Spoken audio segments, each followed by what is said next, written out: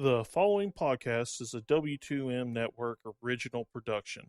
Visit W2Mnet.com for all of our other great podcasts, plus news, reviews, articles, and opinions from the worlds of wrestling, video games, football, and entertainment.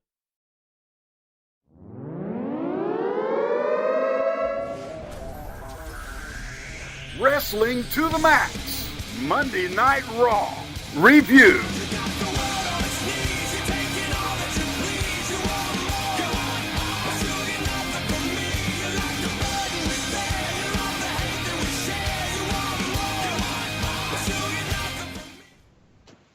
Welcome, everybody, to Wrestling to the Max Raw Review. This is the November 7th, 2016 edition, and we want you guys to know, for you to find all our reviews and all the things that we do with Wrestling to the Max, go check out W2Mnet.com. That's the place where you can find all our written content and as well as this podcast.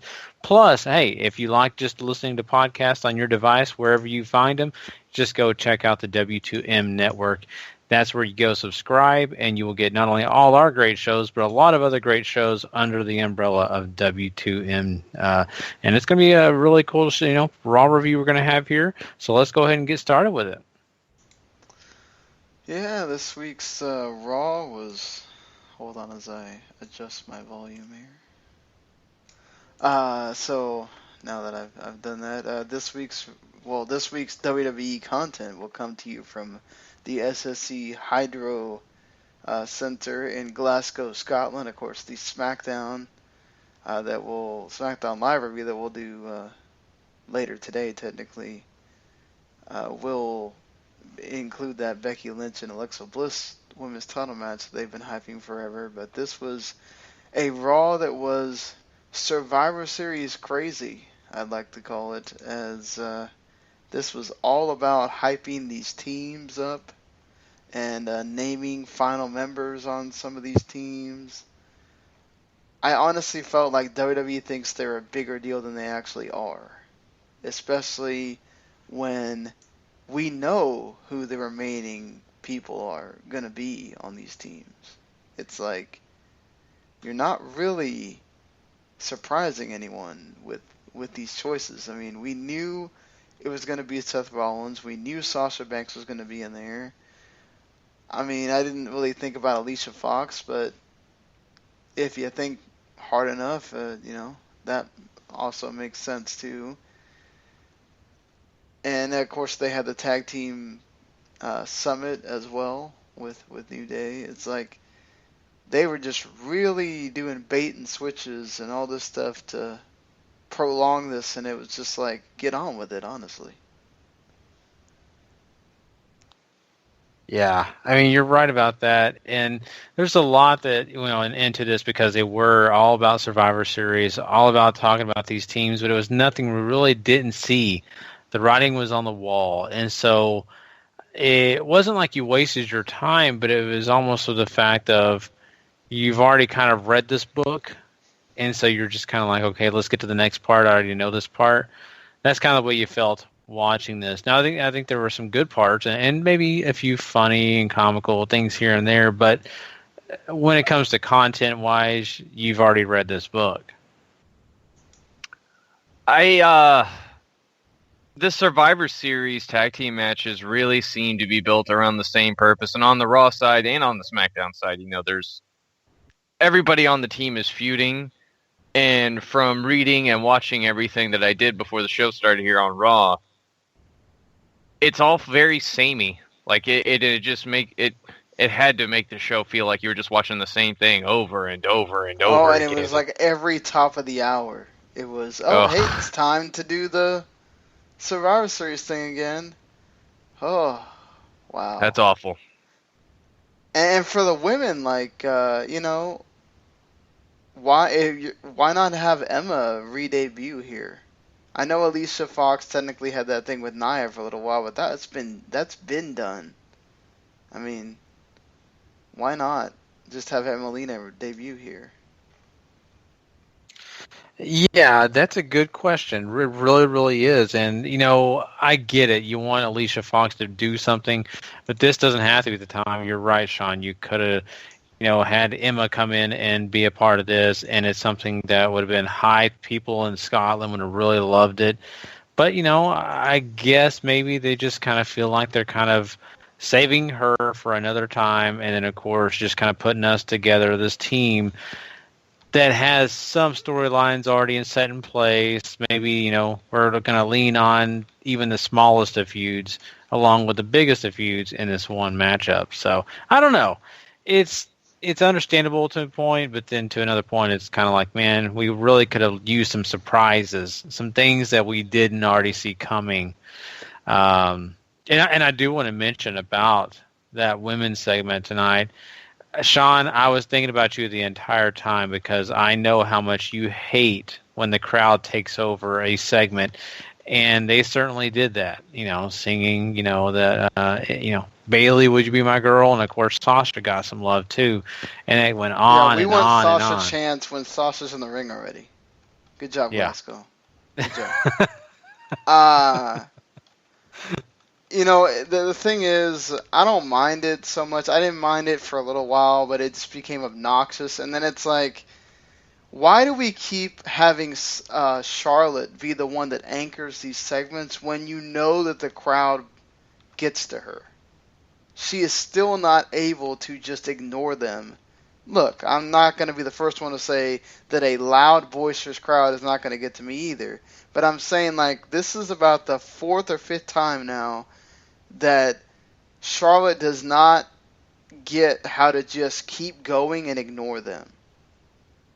And she stops, panders by shutting up, or by saying something that doesn't need to be said. That's just going to make them get louder. And then you have the segment go long for no reason. And it's just, I didn't mind it per se. Like, they did okay until they got into that, and then the crowd just decided, okay, we're just going to sing the Bailey song forever. Now, look, it's a cool visual. It's a great thing for Bailey because of how they have not treated her the best on the roster. And then she also got to win in the match that was actually pretty decent. I kind of tuned out for some of these matches because they really meant nothing. But especially the freaking 5-way, that it was like, wow, we can't even come up for an actual reason as to why we're having a 5-way. We're just going to have a 5-way. Like, why couldn't, since they were all kind of arguing about the captain this and the captain that, why couldn't Stephanie just say, you know what? I'm going to make the captain open, and we're going to have a 5-way to decide who the captain is. Even if you have Kevin Owens or Jericho win anyway, just and reset everything back to the way it was, it still meant a little bit more than just, hey, we're going to have a 5-way, guys. Let's just do it. That's just Raw in general. Let's just do it because the hell. We don't give reasons for anything. We just do things. But and then this was the biggest one with the bait and switch with Dana and all that, just to prolong the segment even longer. It's just like, God, please. Just, it didn't need that deal, Yeah, I mean, for the women's thing, I mean, I think this is the first time I've heard Charlotte get sort of disheveled by a crowd reaction really since Mania earlier this year. So there is that at least working for her, but I think she's the one that the writing crew and Vince and everybody back there rely upon to anchor everything, simply because maybe they think she's the most reliable as far as a promo goes. And that's not to say that Bailey or Sasha or anybody else on the roster can't cut as good a promo, because we know that they can. It's just, I think that's who they're ready to hang their hat on right now. And there you go. As for the 5-way, I thought it was more to let them work out their issues with each other so they could try to focus on Survivor Series, but I guess I might have read too much into that without them actually stating that. They didn't state it, and I guess that's a good catch by you to think of it as, okay, well, maybe this will just get it out of their system kind of thing. I did like Jericho, well, it was Kevin Owens that really was the one doing this, because Jericho was all hell-bent about getting mad at Braun, but I like the fact that Kevin Owens was kind of like, hey, let's try to get Braun Strowman to kind of work with us and be on our side and whatever. And hey, maybe we can have him as a bodyguard or something like that. So that was a kind of interesting thing. And Rollins and Braun having a thing with each other, with Rollins kind of saying, hey, I was promised stuff was going to happen for me if I joined the team. And Braun's like, man, I'm just going to kill you because I don't like you. It's like, okay, that's fine. It's that was it was just it was what it needed to be exactly. I mean, now I'll say this: the tag team one was funny. I enjoyed the tag team one. The tag team one was great. New Day had one of their best entrances probably ever with the Braveheart and the bagpipes and hey, it's Francesca's cousin Agnes, and I mean it was just really into the stuff with Cesaro and Sheamus was great. Enzo and Big Cass, Enzo getting the big cheers.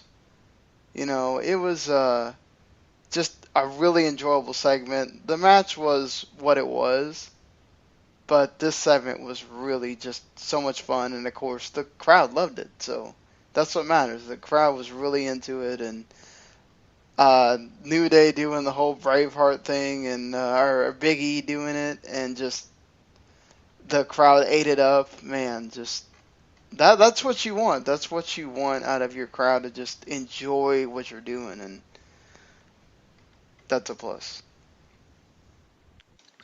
It is a plus. You know, I'm sure, you know, they loved it because it was based on, you know, Scottish history and the movie Braveheart and all these other nice little things to kind of pop the crowd. But I'll say it still, to me, was not the best they've ever done. It was nothing super spectacular. It had its funny moments where you kind of smirk. I really honestly never laughed out loud. I really never thought it was just so grandiose that, I mean, it deserved some of the reactions it was getting. But once again, I'm also not Scottish, and, you know, I don't pop for things that really, you know, maybe I'll pop when they bring in a bunch of stuff about, you know, my state or something like that. But anyway, my point being on all that is I think they still did fine. I don't really have any hatred towards anything they did. I just thought this whole segment was goofy. But you know what? I mean, saying that, it's kind of silly for me to say that, because that's pretty much what all these tag teams are at times. It's just silly. I mean, you've got the Cesaro and Sheamus thing where they're still playing off the bit of we hate each other. And so they spend half the time just downing each other instead of all the other tag teams. And all the other tag teams are doing their normal bits. So nothing out of this world, nothing spectacular. This is the same old hat once again. We're not getting anything new. So, I mean, I felt like it was okay, but not my favorite thing on the show. And Gallows and Anderson once again look like the total just sore. I mean, that's what they try to present themselves as, which I guess that works, but they also just came off as just really lame. Yep. I mean, from the clip I saw, it sounded like after the intros and everybody's getting hot for all these other things, once the wrestling actually starts happening, they just died. And it might be because, you know, they're, you know, the guys working the match aren't doing anything special. But it's certainly like that hurts perception a lot, is if, oh my God, these guys are great, look at this entrance, and then the match happens and then they're just on their hands. That's kind of depressing. Exactly. Yeah, I mean, I think the match was okay. Well, yeah, I can understand why they were on their hands a little bit there, because I mean, nothing super spectacular. And you did get a spectacular entrance for one, debuting Noam Dar, who debuted in his adopted home of Scotland. He got even fireworks for his entrance. The match was really kind of just okay. The crowd kind of was happy for him during the entrance and like right after it, and then after that it was just okay, you know, nothing too crazy. I think one of the most enjoyable things for me was probably the Goldberg and Brock packages being played in full, because we'd gotten highlights from both of them, but I thought both Goldberg and Brock did great in their packages as far as really giving this a little bit of something extra. It's not just we're having an iconic match here. They tried to make it personal, and I appreciate that, because that doesn't always happen. And Brock was, of course, his just asshole self, and I loved Paul breaking down all the heroes that Brock has beaten already, and Brock just kind of being like, what? This dude's like been out of the ring for like 12 years. Why the hell am I even doing this right now? Like, just why is this a big deal? And, you know, Goldberg going after him for saying something about his wife and kid and everything, and just I really enjoyed those packages, probably of all. And then the Sami Zayn and Rusev thing was probably one of the few things that actually meant something on this show. And you got it wasn't a solid win for Sami Zayn, but they made it mean something, that he's at least it made him earn the fighting Dolph Ziggler, and not just, Mick Foley just named him the guy.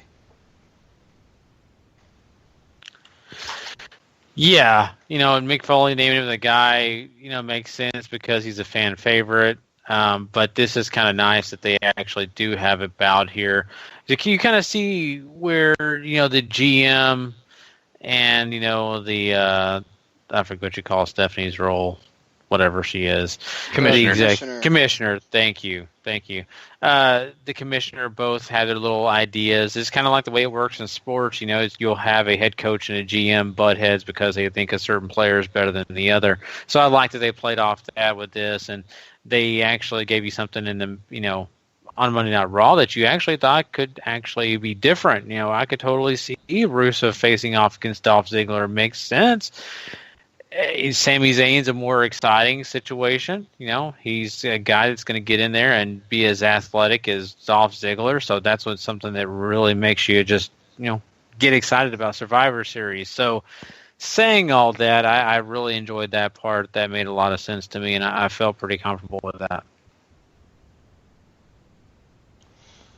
Anything on your end here, Paul, for this? Only that this really makes me feel like Sammy might be beating Dolph at Survivor Series. I think they're just setting this up, and Dolph's gonna win. It's not like Russo's just been booked wonderfully in the past, however much time that he's been wrestling Roman Reigns. So, I have to think match was no big deal. I have to think them cooling off on Sami Zayn you have everything to gain and nothing to lose by moving Sammy over to SmackDown. Oh no, if they're going to move Sammy over to SmackDown, I agree with you. He wins the Intercontinental title. I think you would have to do that. Like, you need to do a trade or something. I guess they could, yeah. But Stephanie was very adamant about, well, you better bring the Intercontinental title back here or something. So, yeah. That's my thought process too on it. You got to have something that Stephanie wants, and she wants the Intercontinental title. So it's kind of hard for me to believe she's trading that right away as soon as she gets it back in play. I can't think of anybody that SmackDown would just, unless say like, it'd have to be the Miz. Yeah, I don't know. I wouldn't take the Miz off of SmackDown right now. He's like one of their only heels that actually has any kind of traction. The only thing I can think of is maybe they send Randy Orton over there or something like that. Somebody that's like bigger than having another secondary title or something like that. That she goes, oh well, I can't pass that up. Mm-hmm. I don't see Miz as the guy that you go, oh, well, I'd rather have the Miz in the Intercontinental title. It's possible they could do that. I'm just saying that, like, now I'm putting logic into a storyline that they don't use logic. But, whatever. I do see this. Like, it may not be that 3-for-1 thing that they were talking about for a while, but there's got to be something to this. There's got to be something coming out of Daniel and Shane going to Raw that other than them doing that stupid State of the WWE Universe address on the network after Raw next week. I can't wait for that. Let's talk about let's do election stuff after election's over. When like nobody wants to hear about election crap anymore. But, you know, that's WWE. They're always late to the party. Right. Yeah, you're right. And, you know, I think that they're trying to find ways to get you interested and get you on board, but not all of that's honestly credible or interesting. So it's just, I think they're going to have to see how it plays out. Did we miss anything other than Golden Truth getting upset, or Goldust getting upset at Truth because he didn't want to go on vacation to Puerto Rico and get that timeshare? Because Truth is stupid and didn't understand what a timeshare was. Ooh, man. No, I mean, I guess once again, you know, they try to bring in the comedy. They do a decent job. It's not bad. It's kind of funny. But yeah, the Shining Stars being a part of that team is terrible and not thrilling at all. And so hopefully that, of course, changes, and I think it will. And if it doesn't, wow. Right. Just, wow. I mean, the 5-way match was good, at least. So, but I mean, there wasn't a whole lot to talk about on this show. In fact, Larry gave it a big old 2. That's wow. Awful. Ooh. Wow. Yeah. Have we ever given anything a 2? Oh, maybe Triple Mania. Besides that, like, I still think we get Triple Mania a 3, though. yeah, I don't think we've ever given anything a 2. Wow. You know, I get it, and I get the rating. From his point of view, that's how he kind of rates things. I would think sometimes I'm a little lenient. I don't rank that hard at times, or sometimes maybe I do. But watching this Raw, I honestly did find myself wanting to turn over to the Monday Night Football game and see what was going on because, hey, it was a heck of a game. It wasn't that bad of a game. And so that shows me that my heart, my interest were waning very much so in most of this show. And I forgot to mention that Stephanie got to have her "let me emasculate you" moment with Sami Zayn. Where she basically just was like, I hate everything about you, Sami. Your music is annoying. You're annoying. I hate the fact that you got this title thing. All that. Yeah. Just, why? Like, what does this accomplish? You know? Just accomplishes her being a bigger heel, but still to the same point. I mean, you're just making your superstars look a little bit weaker each time you do that. So, I mean, that's the way they like to play it, though. They like to have that strong, tough woman who controls everybody. And it's PC. I guess it works. But, you know. And I'll be honest, I turned the show off as soon as the 5-way started because I didn't care. I just started watching the Monday Night Football game. And oh, man. So you completely missed when Manic came back to wrestling. Whatever. I kid. No. See, Gary just wanted something Irish to be on the show, so he could be all about those gingers. I love them. You know, don't you? I mean, they're special. They're awesome. I got they're nothing great. against the gingers. You know.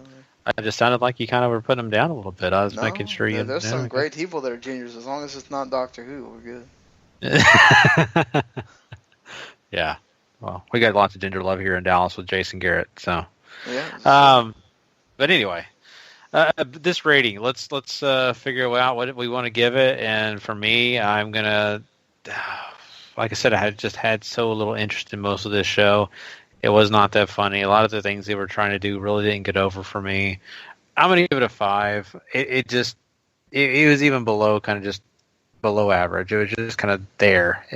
it's almost like they wrote it and I read the script. That's kind of the way it was to me. I mean, it sounds like this whole show lacked imagination, it lacked focus, it lacked really any sort of anything other than here's the same story 3 times over for all the teams, and here's some matches, and here you go, Scotland. I think Larry is pretty close on the mark. I don't know if I'm going to say 2, but because I didn't have to sit through this, but I will say I'm pretty confident in giving it a 3. I'll give it the Bret Hart special, the 4 out of 10. This was just so blah. It is the definition of blah.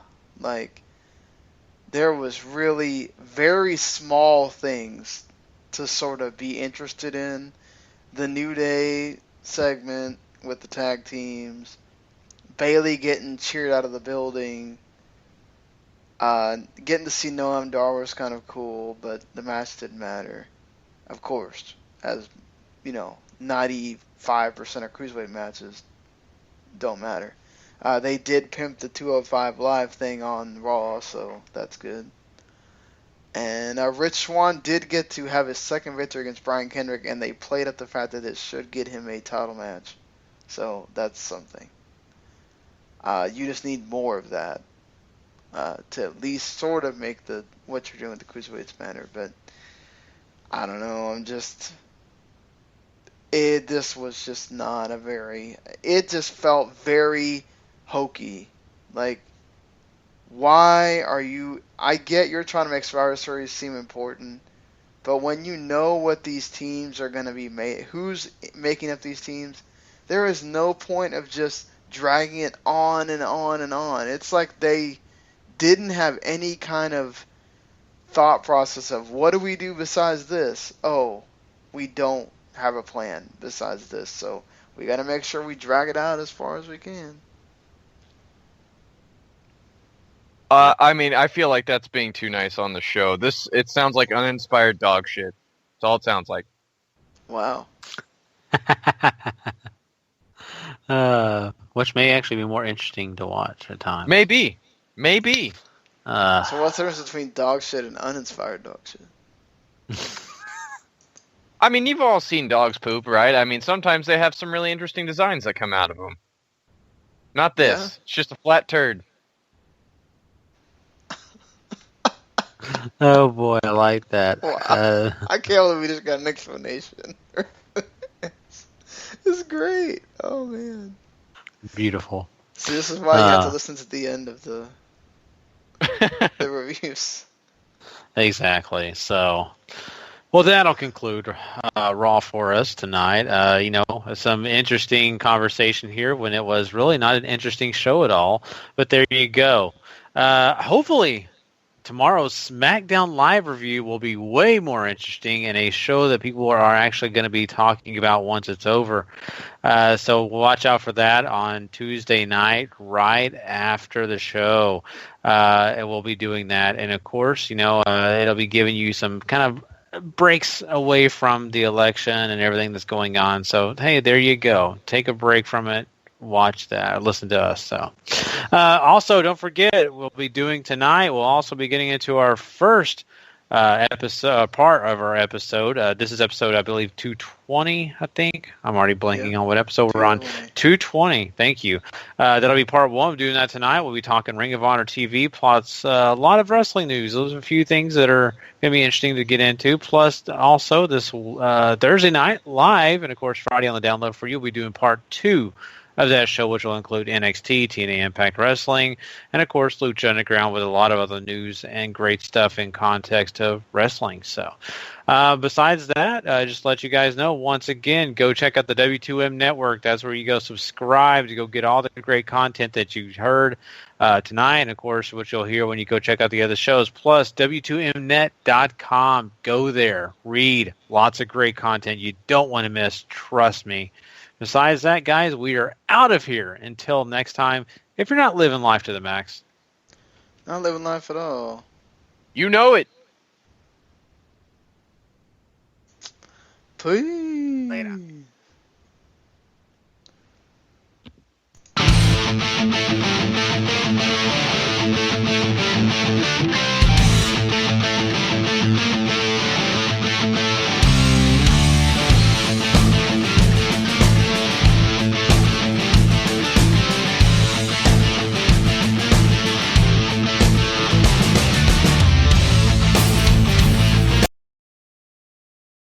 The following podcast is a W2M Network original production. Visit W2Mnet.com for all of our other great podcasts, plus news, reviews, articles, and opinions from the worlds of wrestling, video games, football, and entertainment.